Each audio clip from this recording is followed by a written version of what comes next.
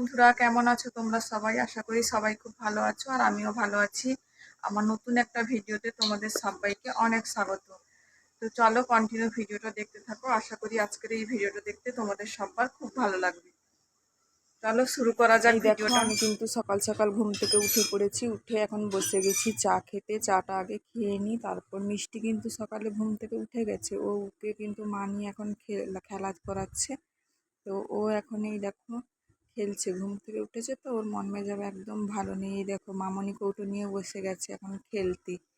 তো ও এখন খেলছে, আমার মা এখন ওকে ছেড়ে অঙ্গনবাড়ি গেছে খিচুড়ি আনতে। ওটা এই দেখো মা এখন কিন্তু চলে এসছে ওকে এখন খাওয়াচ্ছি। খাওয়ার সময় এত বদমাইশি করে না, একদম খেতে চায় না, এত দুষ্টু।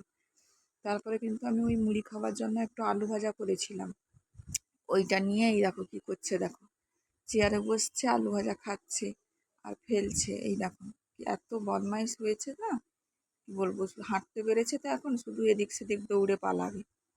তারপর আমার মা কিন্তু এখনও হচ্ছে স্নান টান করে এখন পুজো করবে। পুজো করার পর রান্নাটা করবে। আর আমি কিন্তু ওর এখন হাত মুখটা মুছিয়ে দিই, ধুয়ে দিই, তারপর আমি কিন্তু বসে যাব সবজি কাটতে। মা যেহেতু রান্নাটা করবে তাই জন্য আমি ভাবলাম সবজিটা কেটে দিই।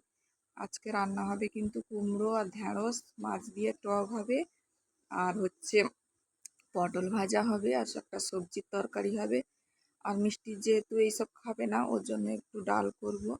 ও তো এসব খেতে পারবে না টক টক, তাই জন্য ওর জন্য কিন্তু ডাল সেদ্ধ করব। মাছ ভাজা ওই সব দিয়েই ও কিন্তু খাবে। ও তো এখন ছোট বাচ্চা, এত কিছু খাবেও না।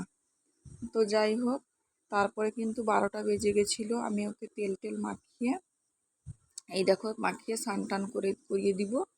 তো আজকের ভিডিওটা এই পর্যন্ত। ভিডিওটা ভালো লাগলে অবশ্যই লাইক কমেন্ট শেয়ার সাবস্ক্রাইব করতে থাকো। টাটা, পরের ভিডিওতে দেখা হচ্ছে আবার।